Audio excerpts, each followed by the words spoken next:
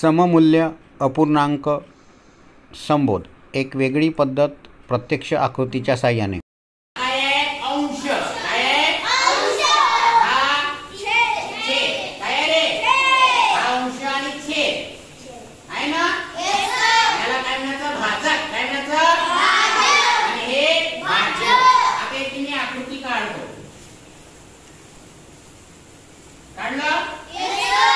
किती भाग रंगवायचे? रंगवले रंगवले एकूण भाग किती होते? रंगवलेले 2. ही अशी आकृती आपल्याला मिळाली. मिळाली मिळाली का? आता बघा, या अपूर्णांकाला मी दुसऱ्या स्वरूपात लिहितो. याला गुणाकार करतो मी एखाद्या सारख्या संख्येने. केलं? उत्तर किती आलं? 2 दुने 4, 3 दुने 6 आलं. आता याची आकृती काढू.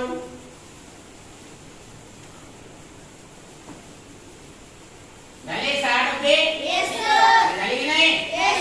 हा भाजक आहे की नाही? हा भाजक आहे आणि हा भाज्य आहे. 6 पैकी किती भाग रंगवायचे? 1 2 3 4 1 2 3 4 झाले रंगवून.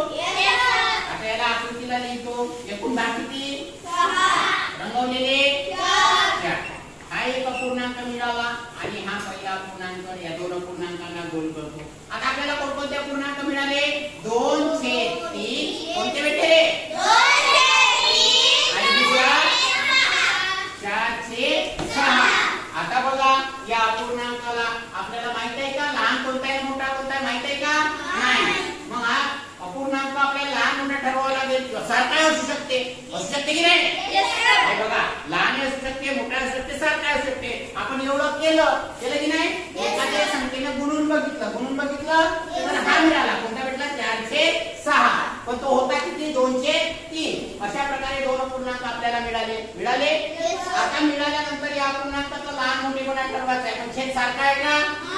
तो सारखा करावा लागेल. काय करावं लागेल? Very good.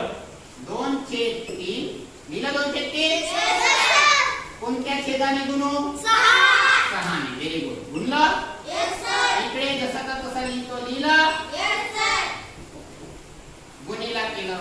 इकडे छेद किती आहे? 3. चला गुणा. 2 सका 12 3 सका किती रे? 18 4 तिरी 12 6 तिरी 18. आता छेद सारखे झाले का? छेद सारखे झाले. आता आपल्याला ठरवता तो लहान कोणता मोठा कोणता आहे? ठरवताय ना? दोघांचे अंश सारखे आहे, दोघांचे छेद सारखे आहे, दोन्ही संख्या सारख्या आहे की नाही? म्हणजे सारखे होतील. सारखे होतील का नाही? मग बघा, 2/3 आणि 4/6 हे कसे झाले? सारखे. कसे झाले? सारखे. 2/3 या 2/3 आणि 4/6 याची किंमत कशी आहे? सारखी. कशी आहे रे? सारखी. सारखी किंमत आहे. बिलकुल आहे की नाही? आता बघा, मी एखादी ठिकाणी संख्या लिहिली. वरती लिहिली 40. किती लिहिली? 40. आणि खाली लिहिला 20. लिहिलं.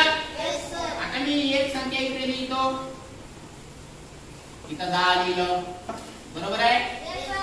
मग इथं लिहिलं 5. मग इथं लिहिलं मी छेद लिहित आहे. हा, मग इथं लिहिलं मी 4. मग इथं लिहिलं 2. लिहिलं एवढ्या? आता बघा, या 40/20 काय आहे? 40/20. पण इथं किती आहे रे? 10. तर बघा, यांची किंमत सारखी झाली ना? यांची किंमत सारखी झाली पाहिजे की नाही? मग 10चा पाडा किती वेळा म्हणल्यानंतर 20 होते? 2 वेळा. मग अशी संख्या शोधा तिचा पाडा 2 वेळा म्हटल्यानंतर 40 येते. किती रे? 20. बघा, याची 40/20 आणि 20/10 हे सममूल्य अपूर्णांक झाले. दुसरं छेदामध्ये किती आहे? किती आहे रे? किती आहे? 5चा पाडा किती वेळा म्हणल्यानंतर 20 येते? 4. किती वेळा? मग कोणत्या संख्येचा पाडा 4 वेळा म्हणल्यानंतर 40 येते? 10. Very good. किती? 10/5 20/10 आणि 40/20 हे सगळे सारखे आहे. कसे आहे? सारखे. आता तिसरी संख्या पहा. किती आहे 4. 4चा पाढा किती वेळा म्हणल्यानंतर 20 येते? 5. मग अशी कोणती संख्या आहे तिचा पाढा 5 वेळा म्हणल्यानंतर 40 येते? 8. Very good. किती? 8. किती रे? किती? 8. आता बघा इथे किती आहे? 2. 2चा पाढा किती वेळा म्हणल्यानंतर 20 येते? 10. किती वेळा? किती रे? मग 40. आता 2चा पाढा 10 वेळा. मग अशी कोणती संख्या आहे तिचा पाढा 10 वेळा म्हणल्यानंतर 40 येते? 4. किती आहे? 4. मग बघा हा एक छोटासा दिसतो पण याची आणि याची किंमत कशी आहे? सारखी. कशी आहे? सारखी. अशा प्रकारे आपल्याला सममूल्य अपूर्णांक समजता येईल. असे असंख्य नवीन व्हिडिओ बघण्यासाठी लाईक आणि सबस्क्राईब करायला विसरू नका.